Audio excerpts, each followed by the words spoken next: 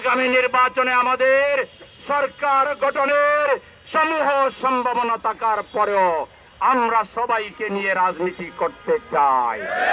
এই জন্য সবার ভোটের মর্যাদা দিতে চাই। এই জন্য আমরা পিয়ার পদ্ধতি দাবি করছি। 2 নম্বর হলো, যাদের কারণে আজকে বাংলাদেশের এই অবস্থান, সেই জুলাই বিপ্লবীদেরকে এখনো যথাযথ মর্যাদা দেওয়া হয়নি। বাজেটে কোটি কোটি টাকার বাজেট ঘোষণা করা হয়েছে, কিন্তু এখনো জুলাই শহীদের পরিবার সেই বাজেটের টাকা পায়নি।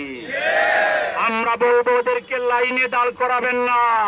যে বাজেট দেওয়ার কথা, সরকারি কর্মকর্তারা বাসায় গিয়ে আশপাশের লোকদেরকে সাক্ষী রেখে বাসায় সেটা পৌঁছে দেবেন। জুলাই আহত সৈনিকদেরকে এখনো রাস্তায় হাত পাততে হচ্ছে কেন, ভাঙচুর করতে হচ্ছে কেন? এই ব্যর্থতা বর্তমান সরকারের।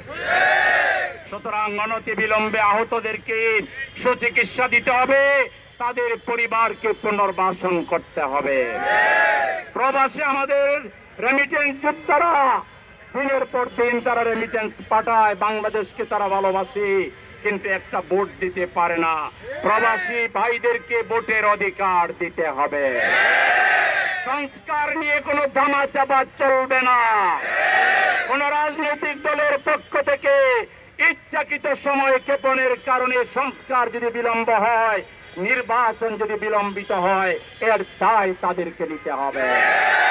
এজন্য সংস্কারে রাজনৈতিক দল দ্রুত ঐক্যমতে এসে দ্রুত সংস্কার বাস্তবায়ন করতে হবে।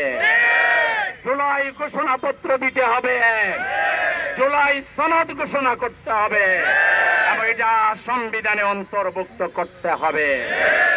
এখনো খুনিদের একজনকেও আমরা বিচারের রায় দেখলাম না। আমরা অনতিবিলম্বে শেখ হাসিনা সহ সকল খুনিদের বিচার চাই। তাদেরকে ফাঁসির মঞ্চে ঝোলাতে হবে উপযুক্ত বিচারের মাধ্যমে।